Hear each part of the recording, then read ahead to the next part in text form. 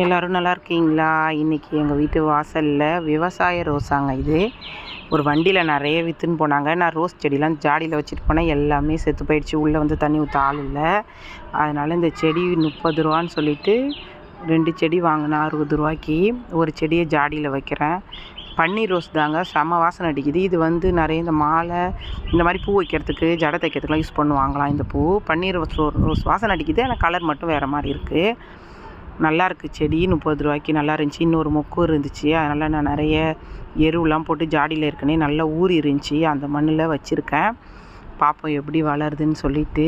எனக்கு ரொம்ப பிடிக்குங்க ரோஸ்னால். இப்போ தான் ஒரு செடி தான் வாங்கியிருக்கேன். உங்களுக்கு ரோஸ் செடி பிடிக்குன்னா கமெண்ட் பண்ணுங்கள், லைக் பண்ணுங்கள், ஷேர் பண்ணுங்கள், சப்ஸ்கிரைப் பண்ணுங்கள். கண்டிப்பாக இந்த செடி நல்லா பெருசாக வளரும்னு நினைக்கிறேன். அவர் அதான் சொல்லி கொடுத்தாரு, இது நல்லாவே துளுக்கும், மரம் மாதிரி கூட வரும் வைங்க அப்படின்னு சொன்னார்.